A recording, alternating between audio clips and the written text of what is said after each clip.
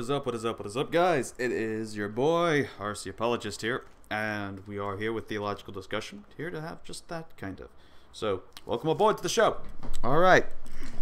As you can tell, it's probably a little, you might hear a little bit of some bumping and ticking because that is the rain. It is raining right now during this podcast. At least when we got it done. So, hopefully things will be settled and hopefully you can hear me. That's the main thing we got going on, right? All right. So let's get on to it. What do we have on the topics today? What's on the layout? Well, for starters, we have the debate that happened on November 7th. That was the debate between David Wood and Mohammad Hijab. Now, I've seen and heard that, a lot of debates have occurred, like you had Adnan Rashid and Samuel Green that occurred a while back. The Shabir Ali and the David Wood debate. I keep in touch with these debates between the Christians and the Muslims, but it seems that this one has definitely gotten a lot of attention. And whenever I decided to watch this debate, now note, I was at work during the time it happened. We had just got on the 5 o'clock thing, and I believe that started around 4:30 my time is when the debate began.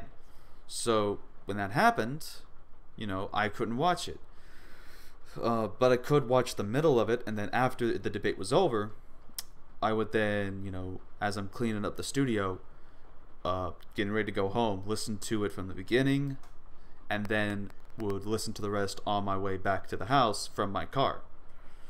So I'm doing all that and I'm listening to it, and I gotta say this. Here's my thoughts on the debate. When you have someone like when you have someone like David Wood going out there, you have to realize this. The guy's very provocative and has made statements before in the past that are going to definitely cause him to not get a lot of respect from some people. This is something we just can't avoid. That is to be considered in the matter. However, just because of that doesn't automatically disqualify him from being a good debater. He does know how to debate. I will give him that. And a lot of people, of course, I even had comments that were mentioned to me from Christians saying that David Wood, didn't do too well in the debate. And, again, that's opinions. But what happens is with that, and this is what I noticed as well, this is where, this is probably the weirdest debate I've ever, seen. It's like they just, some of the Muslims include, and it seems like they're repeating stuff that this guy, Mohammad Hijab, made. Like, they're just repeating the comments that he makes. Like the thing of, your boy got schooled, your boy got smashed or wrecked.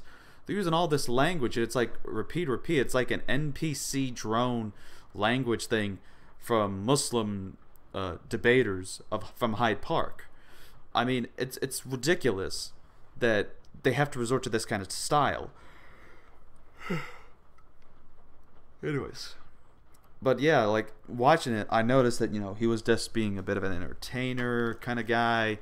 He wasn't really giving much serious consideration or thoughts on this. I can already tell too, by the way, that posting, the David Wood Mohammad Hijab into this in the description or in the title is going to get a lot of thoughts and reviews, because a lot of people within the few minutes that the clip that I uploaded were, and I'm going to talk about the clip later, where Mohammad Hijab, if you mention it, it's like these people either come to flock to support the guy or they're against him. So it was like within 2 hours or 3 hours, I got about 300 views almost. So I'm like, man, this must have been a big thing for people to they're going around looking at the clips, and they're either just there to comment or they're either there to actually watch and observe what happened. Of course, I was going to upload the full debate on my channel as part of a mirror, but according to Ali Dawa, who commented on the video, he said that, and this is what he said word for word, and I had sent this to a Muslim who asked, you know, because I told him I was going to upload it, and he said, "Why you lie, bro? Why you lie?" Well, I wasn't trying to lie. I did upload it, but then I got this message from Ali Dawa, who said, quote, "Hi, hope you well." So it means, you know, he's not trying to be malicious or, you know, of ill intent.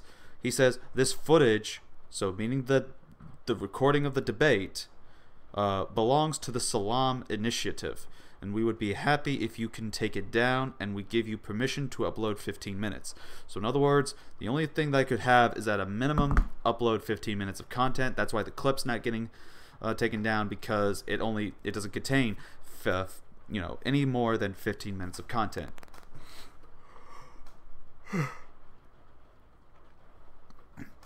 But yeah, so just go watch the debate on if you wanted to watch it. It's on Brother that I think it's called Brother on there, but either way, just type in Mohammad, and that's the thing, not Muhammad like with a U, with an O, Mohammad Hijab, and you'll find it on his debate channel, or if not, I'll just link it in the description, so that way y'all can have a quicker access to there. But anyways, I keep noticing that. I keep saying like it, but anyways. It's like one of them go-to words for me. It's like you're trying to figure out what to say, and in the meantime you just say something that comes naturally, and that's it. I mean, I don't know. It's one of those things, right? All right. Yeah. Okay. Oof. I have to. Okay, how am I have to turn the mic away for a bit because I gotta blow my nose.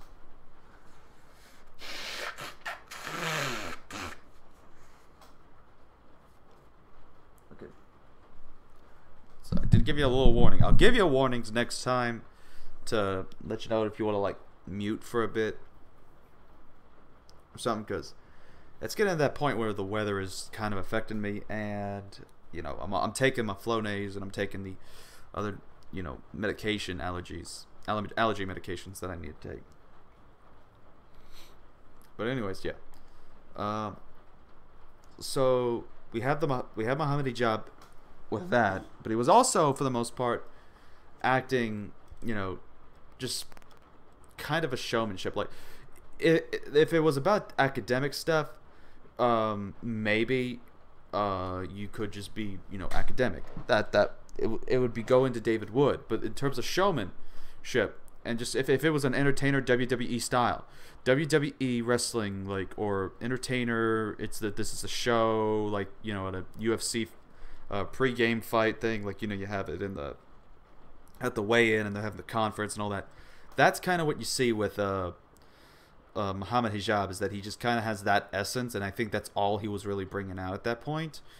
And I think that was it. He was just trying to be like intimidating and using these kinds of tactics in which he just simply states these words, like saying, you know, you got schooled, or you got wrecked, or I knew I was gonna have to come here to give you a free Arabic lesson. And he goes, oh, all these things, but he misses things like he accused David Wood of claiming that, you know, well, David Wood told you people that he said that Allah prays to Muhammad. My friend, it doesn't say he prays to Muhammad. It says he prays for. Go back to the opening statement. David Wood never said that Allah prays to Muhammad. He never said that at all. But yet, because he didn't hear or listen, he wants to just go and state it instead of asking, now, you did say, didn't you, this or anything like that? Because I've seen where that's happened, especially in the debates with James White, where that's happened. I mean, go look at the debates between Adnan Rashid and James White. I mean, I certainly see that this has happened within the 3 debates that they've had.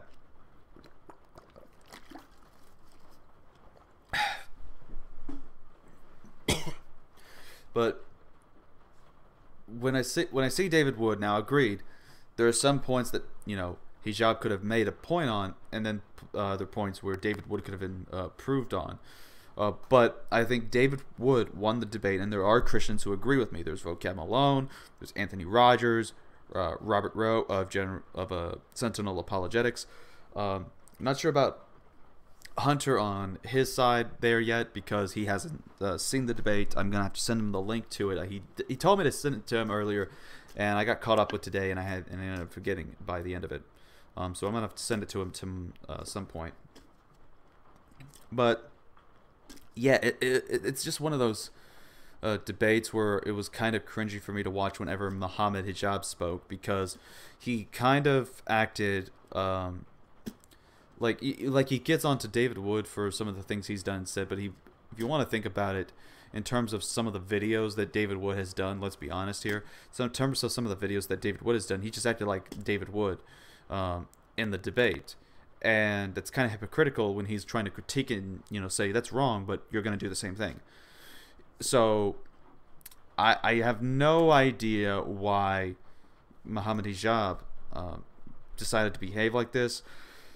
And that's why I wish that people would consider this without the behavior, to just focus on the substance of what each people of the opponents were saying. So what David Wood was saying, consider everything he said. Concerning what Mohammad Hijab says, consider the substance and the arguments of what he said.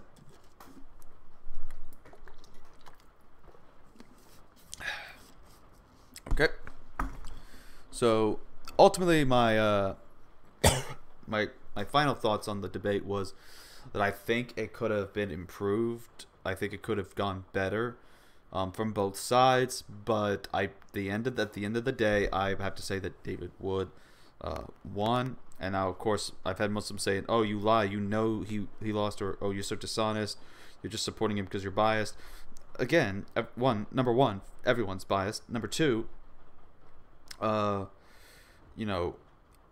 am just going by what the evidence seems to suggest, and I wish that I could have had Islam critique in Islam, or Islam critiqued on this channel, because he's seen the debate and he's doing a series where he's reviewing all the errors, especially from what I learned. Apparently, that he had made errors in Hebrew. Like, he claimed that Elijah meant God is with us, but that's not what it means. And in fact, I looked up in my Holman's Bible Illustrated Dictionary, and then I looked up some other sources like the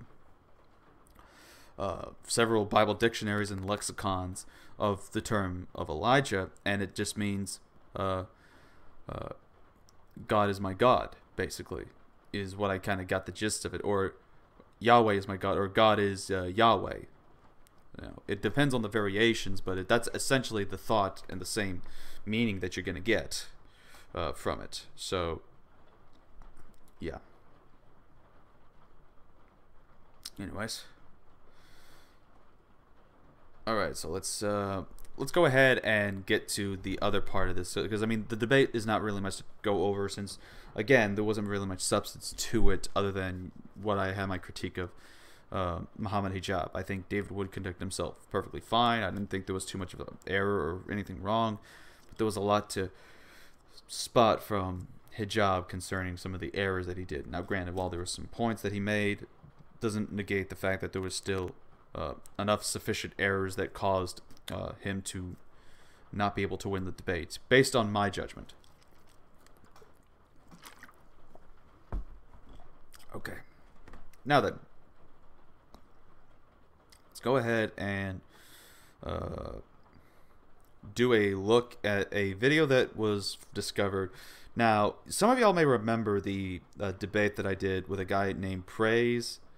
This guy was also titled in the debate on the video that I have on the debate playlist as the basically as a disciple of Shepherd's Chapel. All right, so he's a disciple of that. He's following into that school of thought, and recently, after discovering the guy was a modalist, and we tried to work on that and his bad modalist apologetics, he's recently recanted of that and turned to being a Trinitarian. Okay, so they're good. Now, I don't know what the other problems are with the guy, because I'm now just noticing that there's more serious erroneous problems besides his women preacher doctrine that he seems to endorse. Recently I found one where he's going over a call question that Matt Slick was addressing a call. So we're going to play that too to give you some context.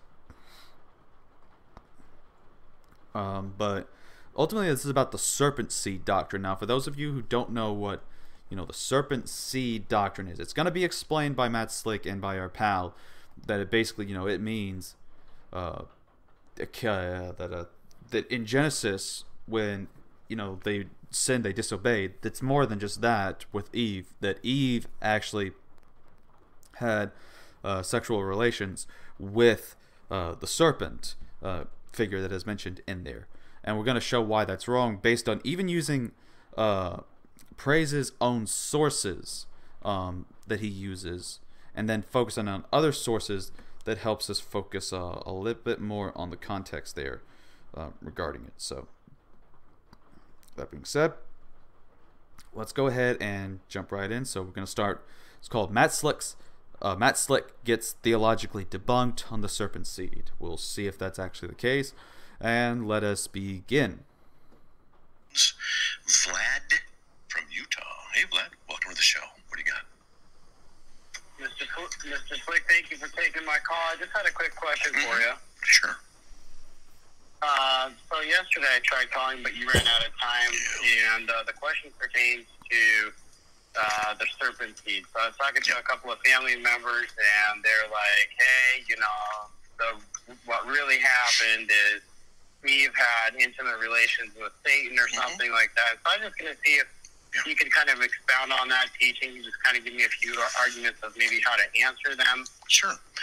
It's called the Serpent Seed Doctrine, and it's heresy, and it's false, and it's taught by the Shepherd's Chapel movement, and very bad, and it's easily refutable. Genesis 4:1. Now the man had relations with his wife Eve, and she conceived and gave birth to Cain. Done. Okay, now we're going to disregard the clip where he just keeps playing a bunch of Donald Trump wrong clips. But that's to those. Yeah, he read the verse there, and I believe he read the New American Standard, because I think that's what his preferred translation is. But most translations says, with the King James it says, "And Adam knew his wife, and she conceived and bare Cain." ESV says, "Now Adam knew his wife, and she conceived and bore Cain." Holman Christian Standard Bible says, "Adam was intimate with his wife Eve, and she conceived and gave birth to Cain." Okay, so these are three of our translations. For those who just want to try it, King James and the Septuagint read the same way, except it says "brought forth Cain" instead of bear. All right. So that being said and done, let's go and listen to what our friend here has to say. I don't know why I have my earbuds in for some reason. So here it is. Okay, Donald Trump, we need you to stop. No, Matt, that is wrong. And you of all people should know that cherry picking a verse out of the English Bible doesn't get you much credibility in the theological community, especially when it comes to exegesis. That's why if you read the Guide to Hebrew Syntax by Bill T. Arnold and John H. Choi, and also the commentary by Bill Moonsey, who is a prestigious Hebrew and Greek scholar, they all conjugate the Hebrew verb harar, H2029, in the lexicon used in Genesis 4:1 as a vacatal sequential. Now, before he gets into the vacatal sequential, now he says this is where the text goes. For those who are listening and are not clicking on the links yet, and they want to keep listening to the podcast, it has here the book is A Guide to Biblical Hebrew Syntax by Bill T. Arnold, being one of the people, along with John H. Choi. So concerning the conjugation that he mentions being a sequential, he says, quote, this is how it's defined, quote, expresses temporal sequence describing an action or situation subsequent to a previous action or situation. And the statements that are used that follow with this is, Genesis 4:1, where it says the man knew his wife, and she conceived and then bore Cain. Okay? Now, to me, I would have no problem with this, because what it's saying is that, you know, the man knew his wife, and she conceived, and she bore Cain. So what we're seeing here is that, you know, there's past tense things, which knew is part of it. So he knew. So Adam knew the wife.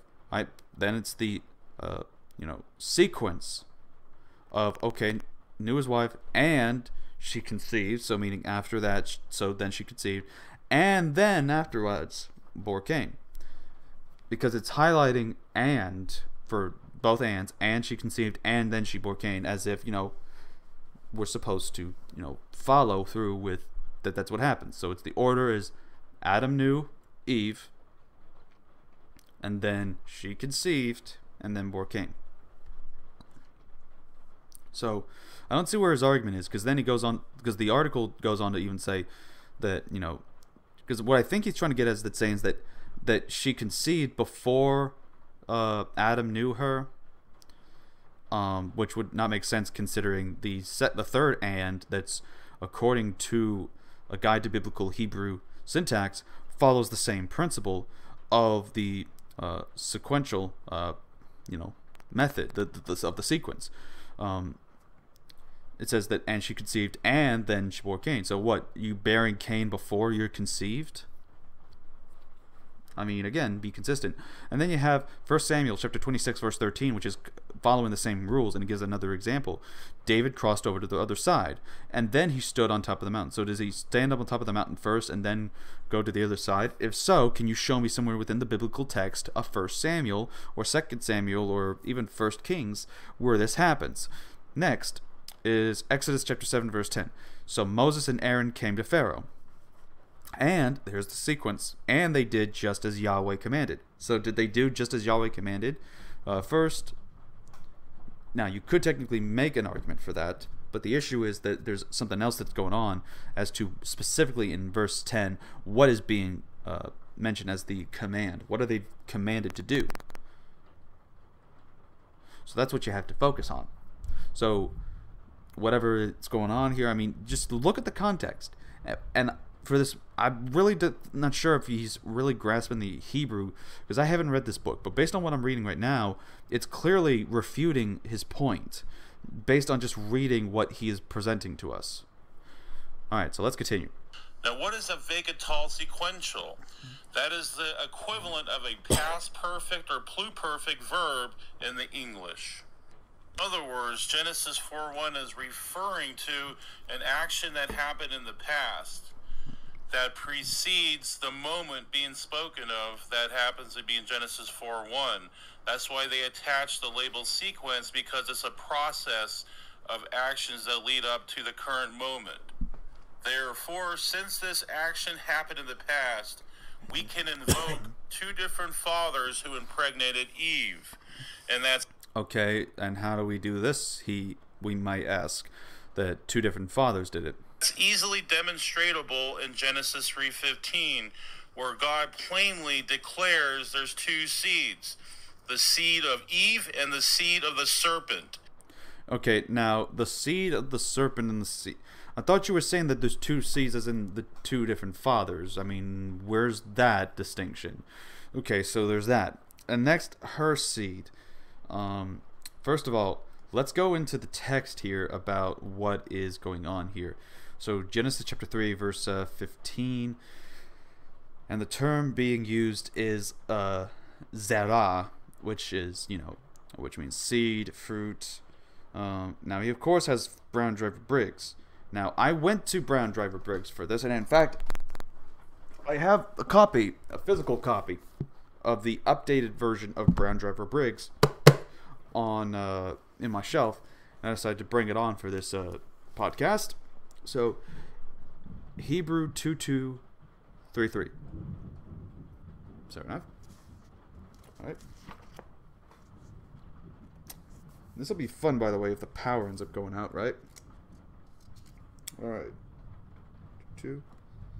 It's hard to find the numbers sometimes due to the like the way that the Strong's Concordance numbers turn out on these things. It's kind of hard. Okay, there we go.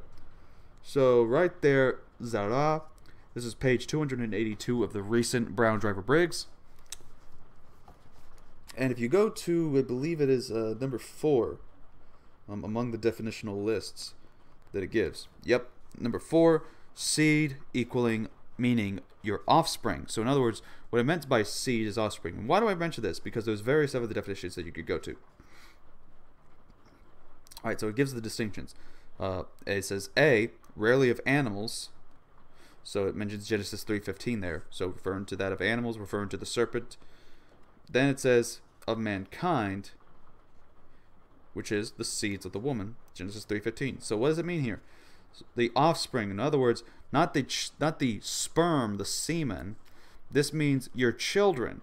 So it's saying the verse says, put enmity between thee and the woman, and between thy seed and her seed. In other words, your children and her children, there's going to be enmity between them. What is enmity? Hostility. So in other words, the children of the devil and the children of mankind, of Eve, there's going to be a division. There's going to be hostility. And obviously we see that when we as Christians, we as human beings, wrestle not against the things of this world, but we wrestle against principalities of darkness. We wrestle against the dark spirits. We wrestle against what the devil and his children are upon. So that's what we're dealing with in the text, is simple, the children of the devil, not the semen or the sperm or anything like that, as our friend unfortunately wants to eisegete into the text. And he's going to give a bit more into that because he goes to Brown Driver Briggs and just highlights these Strong's Concordance number things, but he doesn't go into the actual laid out lexicon of what Brown Driver Briggs says. And that's what I think is important when we're examining the lexical sources. In fact, concerning that, let's actually do more than that. Let's take a look at Mounce's expository dictionary of Old and New Testament words. We're gonna try 223. See if it comes in the search results. Alright, so right here, this is from the thing here. Oh, getting a little bit of a thing where it's like taking us to different directions. Okay, alright, so it's telling us to go to a different definition, because seed is something that we need to go to, apparently. Alright, so why is, like, it says, well, you go to this word, you need to go to C. That's where you want to go if you want the full definition. Really? Okay. Alright, but I guess makes sense. Alright, so this is from starting at page 625. It mounts his complete and expository dictionary of Old and New Testament words. So the noun zerah actually means seed, descendant, offspring. It has various nuances in the Old Testament, and it specifically gives us, in this time, 3 while trying to narrow it down. So let's see if we can find the one where Genesis chapter 3 verse 15 is mentioned. Alright, it's in chapter 2, or section 2 in their thing, which says, far more frequent in the Old Testament are metaphorical uses of this word for offspring or descendants of an individual. At times, zerah designates a single descendant. Genesis chapter 4 verse 25, 1 Samuel chapter 1 verse 11, and 2 Samuel chapter 7 verse 12. The first occurrence of its being used this way is perhaps in Genesis 3:15, where God promised to put enmity between the seed of the woman and the seed of the serpent, until such enmity will eventually be resolved in the defeat of the serpent. This was accomplished in the battle of Christ against Satan. See Revelation chapter 12. So right there we have this being referred to as what it's meant by the seed. There is that the first occurrence of it's being used this way as in a metaphorical use to refer to offspring or descendants of an individual. So this is from William Mounce. Now, of course, we could go into Vine's complete expository dictionary of Old and New Testament words, which is again another lexical source on that. Though, keep in mind that Mounce is more of the updated version versus what the other one has. So let's go to this one here. This one being zera, seed, sowing, harvest, descendant, posterity. This word occurs. Okay. Don't see how we got on this word, because according to where it's at, it's under the thing of the word under the thing for to cry and such. So I don't know what happened, but we're getting the word zera, and it's, you know, referring to seed and such. So let's see if we can find again where Genesis 3 is mentioned here within the text. All right. Just hear that rain, by the way, if you can. I don't know if the microphone is picking it up at all. Let's see. Okay, here we go. Let's back up a bit. Zera is sometimes means semen or a man's seed, and if any man's seed of copulation go out of him for his of seminal emission. Leviticus 15:16. A beast's semen can also be indicated by this word. But however, then it goes on to say, Zera often means offspring. Only rarely is this nuance applied to animals, which Genesis 3:15, referring to the serpent, is the example it gives, along with the woman. Thy seed and her seed. Thy seed, thy offspring, and her offspring. This verse uses the word in several senses. The first appearance means both the descendants of the snake and those of the spiritual being who use the snake, evil men. The second appearance of the word refers to all the descendants of the woman, and ultimately to a particular descendant, Christ. In Genesis... Okay, so there you have it. I think because it tries to go on more about the whole offspring thing, but I think we'll just stop there on that. But if you want more on that, that's, again, that is from the Vine's Complete Expository Dictionary of Old and New Testament words. So right there we have an example laid out from the scholarly sources pertaining to the matter. And for some odd reason, our thing just vanished for the video. So we're trying to get it up again. I can't win tonight. I just can't. All right. Well, don't worry. We'll get back there. We were just at the part where the Brown driver Briggs was being brought up for the first time by him. All right. So keep that in mind for what we had for that word. Now let's continue. And the seed of the serpent. And this word seed in the Hebrew zera is defined as progeny, offspring, children, sperm, etc. Case closed. So note what he did and compare to what we just did. He just pulled up, here's the list of possible definitions. Sperm is among one of these different definitions. Case closed. Alright, let's actually do a proper word study. I have a feeling we're about to get some loud lightning, so y'all be careful, folks. I should probably keep like my charger on hand nearby, because in case like the power goes out, we'll have something. This will be fun, by the way, for all of you that are listening to this later on, because this will be the day after that this gets posted, and you know that'll be fun for y'all, huh?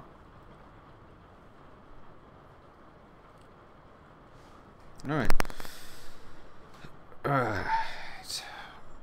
But yeah, we went over a word study with two of the word study English, you know, to Hebrew and Greek dictionaries from scholars, and then went to the Brown driver Briggs Hebrew lexicon, actually utilizing the lexicon with the lexical material in it, and applying the scholarly applications that Brown, Driver, and Briggs themselves used when determining the definitions and making the application. And that it's all a consensus and agreed upon on the issue that it's the offspring. All you simply stated was, well, on that word, it's possible in some cases and shown in some cases that it's been used to translate and means semen, so therefore I can just add semen as the translation or the definition of that word when it gets used in another instance. How about when we actually examine the need to define that to be the case. You have not been able to do so. However, when we do the word study, it is based upon the Hebrew that lays it out. But when we do a word study with the 2 dictionaries that we went over, then the lexicon material itself, and then not to mention we can even go to the different Bible dictionaries that are out there, as well as this thing called a commentary. We can see what the application is, as well as what the context is of that verse. It's not referring to human beings as in the semen and all that kind of stuff. It's referring to the offspring, children, and especially making the context in regards to the battle between Satan and Christ. And that's where Christ comes in from, where Mary's at, and that's what's the reference of the seed. There's the enmity that's going to be between the two. There's the hostility. There it is.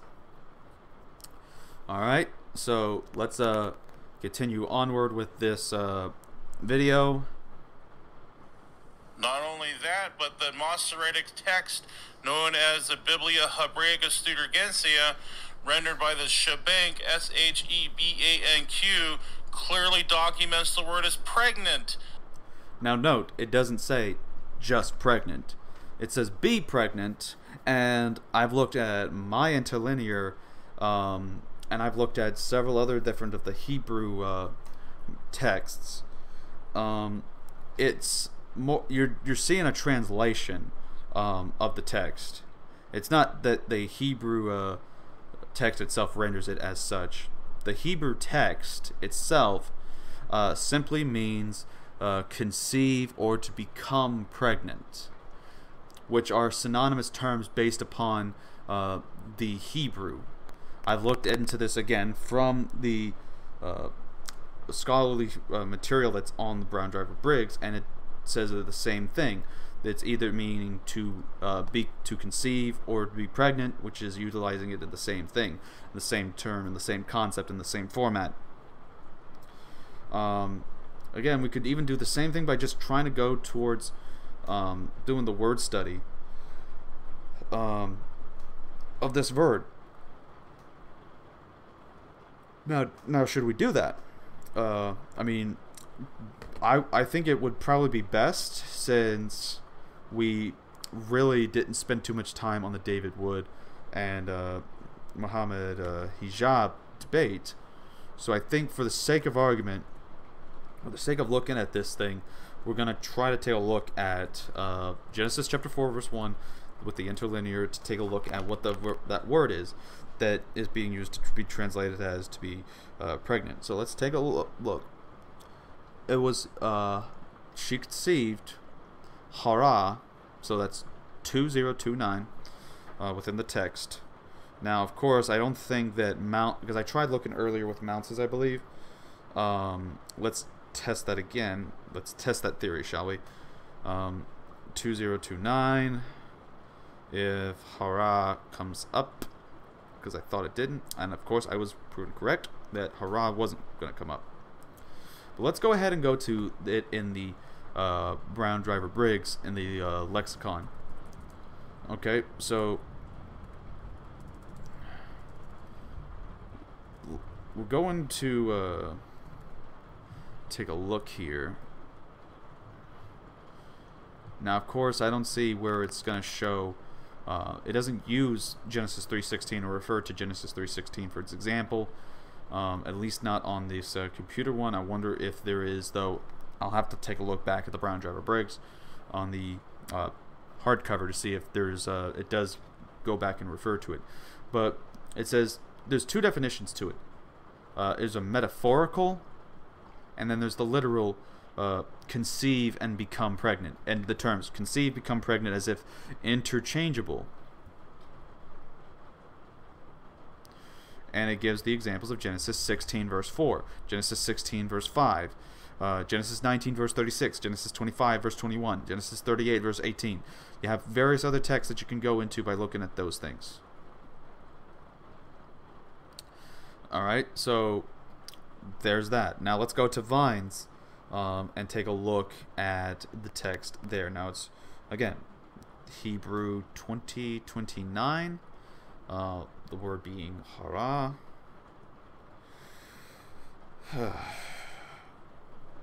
I tell you, it's hard finding some of these things these days. Whoa. Well, even then, that's not even helping with vines at this point. So let's see here.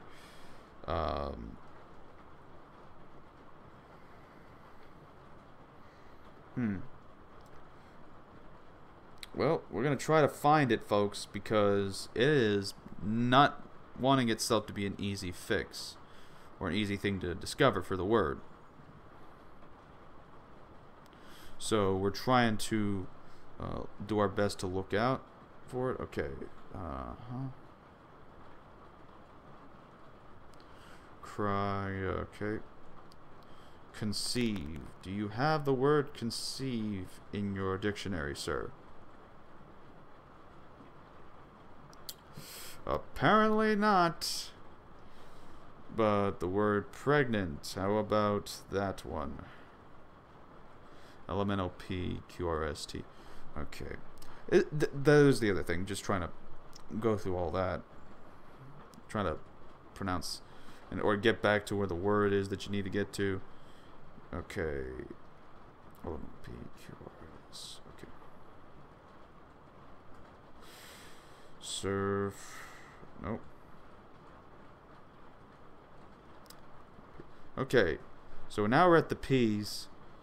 And we're seeing if, does it have it? Let's find out. Pregnant. Nope. So I guess for this case, we're not going to get any help from Vines or Mounces. But we did get some help from Brown Driver Briggs at the very least. So it's not saying that there's it doesn't ever say in the Hebrew a situation where it's, you know, is currently pregnant. But becoming pregnant, as in I become pregnant or conceive within the case of the context that this gives out. And again, we're having to look up all that. It gets us out of the video that we were just reviewing. Don't worry, we can, however, continue onward with it and solve through it.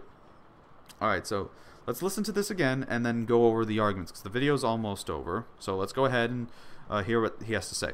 The Masoretic text, known as the Biblia Hebraica Studurgensia, rendered by the Shebank, Shebanq, clearly documents the word as pregnant, not conceive.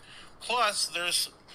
So again, though, you have to consider what that's one translation, one documentation versus various others. And I'm looking at other, documentations from the interlinears as well as the translators of that same text that you referred to of it, and they come away with a different conclusion. So again, we can say and appeal to the idea that, one person translates it, one person translates it as that. What's the data say itself? And based on what the Hebrew says, based as well as the other usages of the text of that word hara, we should be a little more considerate of what this term means and what it's going to do and what it applies to. So continuing. Several scriptures in the Bible that plainly show the Hebrew verb harar is in reference to pregnancy, such as 1 Chronicles 4:17 and Isaiah 26:18. So, Matt, you have the burden of proof on you to somehow show that the Hebrew verb harar is in present tense only, and only in reference to conception, even though there's professional Hebrew and Greek scholars who conjugated this verb as a vegetal sequential, or essentially a pluperfect verb. Not only that, you're going to have to somehow show that the Masoretic text is wrong, and not only that, you're going to have to somehow show that the verses in the Bible that use harar in reference to pregnancy is wrong too.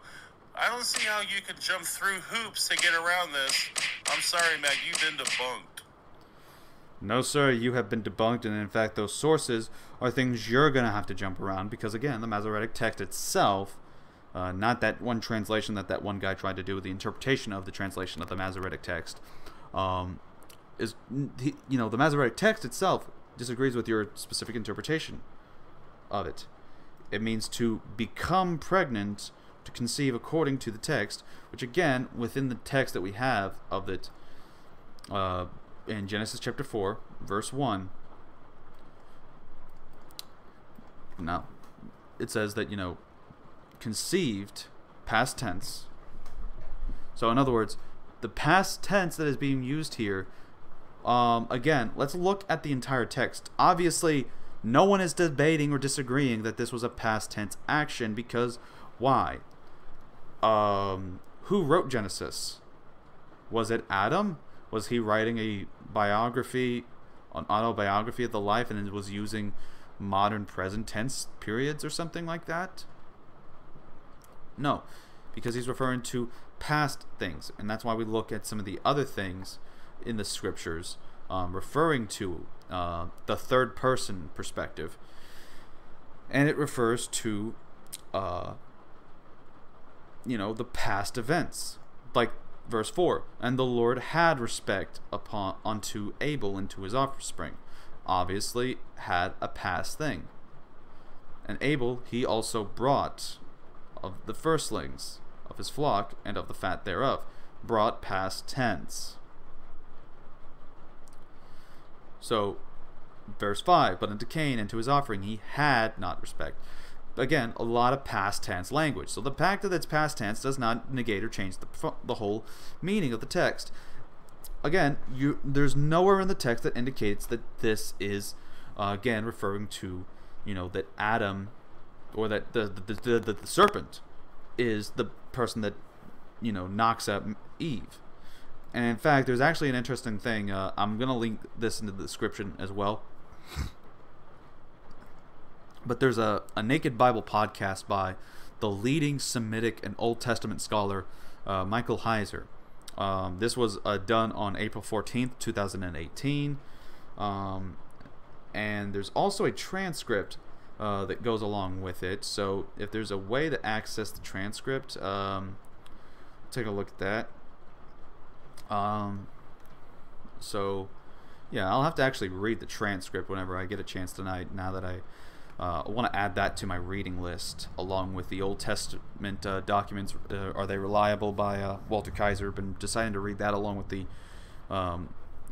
Flood book that I got by Walton and Tremper Longman. So, but yeah, I've listened to about 20 minutes of the Naked Bible episode, and the topic was Cain the seed of the serpent. It pretty much in detail debunks the stuff that is being mentioned by Praise here, and gives out very good scholarly references from the Hebrew, from the Masoretic text, and all that kind of stuff that goes into it. So, I mean, if he wants to take a problem with Matt Slick, I mean, I think for someone like Praise to go after Matt Slick, which the guy's not a scholar, he's an apologist. I want to see Praise respond to Michael Heiser, the guy who made an hour-long podcast episode debunking the stuff that he believes. It was debunking Praise's Serpent Seed Doctrine. And to kind of give us an idea of what's going to happen. And again, I'm sorry if I'm smacking. I know people keep telling me that that's a habit and it's a problem. I'm trying to control it, and as well as get my lips and mouth moisturized with some water. Hopefully that'll help stop it. Trying to work on it, so please bear patience with me, folks. Okay. So, but we're not going to go over the transcript or anything like that. I'm going to leave that all for y'all to check it out, because again, it's a refreshing podcast episode, and I would recommend anyone to go check it out. In a blog article, though, that is the Paleo Babble on his website. Now, I guess Paleo Babble is what he would qualify and post it under as something that to him sounds crazy. Usually, like the flat Earth and aliens are in the Bible. Blog posts are mentioned under the category of Paleo Babble, and so Paleo Babble is the one where it gets this article title, which is "The Serpent and Eve Nonsense," where the idea comes from and does not come from. So he introduces it by saying, "In case readers have been following the comments to my earlier posts on this biblical Paleo Babble issue, I decided to make things convenient. Please note that they may not be any more decipherable since the articles I linked to below require at least a decent grasp of the Hebrew alphabet, and Syriac helps. Transliterations of the same, and principles of morphology. I am posting them mainly so readers will at least have the sources and know I'm not making up my arguments. Briefly, there are some commenters who believe that the Bible really teaches us that in the Garden of Eden, Eve had sex with the serpent, aka Satan or the devil, never mind that Genesis 3 does not use either of those terms, and fathered Cain. My contention is that the biblical text does not teach this nonsense. Rather, it is an idiosyncratic interpretation of the Eve narrative, projected into the text by misogynistic interpreters in the ancient Jewish community. These ideas are ultimately based on two items, and then taken in different directions depending on the interpreter. Number one, the notion that Eve's name can mean serpent, and two, that deception of Eve in Genesis 3:13 has a sexual connotation. Now, we're going to ignore this paragraph thing here, because that's not what our opponent did. That's not what our guy did with what he stated. So he didn't bring those points up, so those would be useless to him. So, yeah. But the last thing that he mentions is saying, even though the sources above are dense and for specialists, the one thought to take away in any event is simple enough. Just because a rabbi from antiquity said XYZ about Eve doesn't mean what he says is true or coherent or at all grounded in sound philology, a word scholars use for nuts and bolts analysis of the morphology, grammar, and syntax of ancient texts. Arguments for interpreting ancient texts should always be about what's actually in the text, not word plays you can strike, ideas you can promote through such word plays like the Edenic fall is the woman's fault, etc. While the Apostle Paul says the woman was deceived, 1 Timothy 2:14, he places blame for humanity's demise squarely on Adam, Romans 5. This is why Jesus is the second Adam, reverse of the curse, not the second Eve. Frankly, it's evil, not just paleo-babble, to use the Bible to promote misogyny and anti-Semitic thinking. So, of course, he takes it to another direction than compared to where some people go to, like our friend here. Now, warning again, I'm going to blow my nose, so I'll give you a count of 3. 3, 2, 1.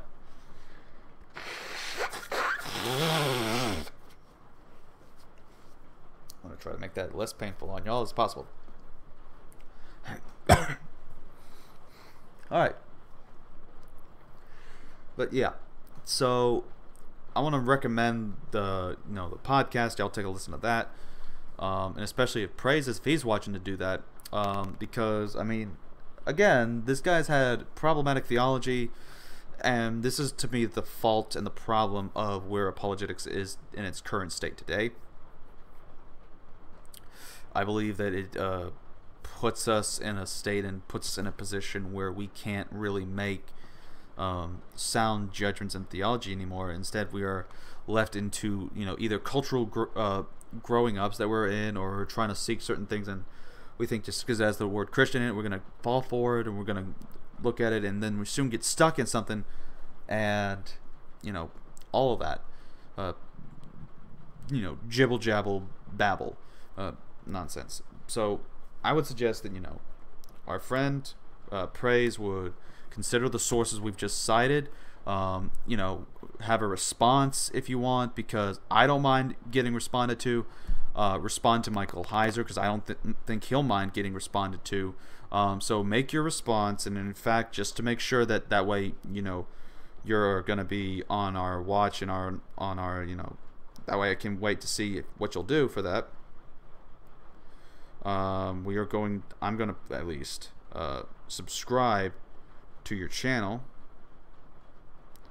so that way I'll see what is new in your content, because all you've had for the most part really is like about a year ago 2 Matt Slick response videos, and then just recently today, today isn't when we're uploading this, which was on, we'll record this on November 8th. So on November 8th, when you made the video about, you know, that's like supposedly getting debunked. I mean, hopefully you would see where your errors are here. So, anyways, that being said and done, I hope y'all managed to get a good benefit out of this podcast, folks. I gotta work on that. So anyways, we're gonna cut off on this. So, I keep noticing it. I gotta stop. All right, I'm just gonna go because I got a book to read, and then I'm gonna get some Z's. I want to rest, and I love my beauty sleep. So we're gonna take this off in a nice prayer. Until then, y'all have a great day.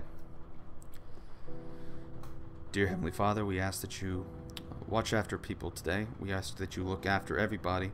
Be safe with them. There has been chaos and pandemonium lately due to events that have occurred in our nation.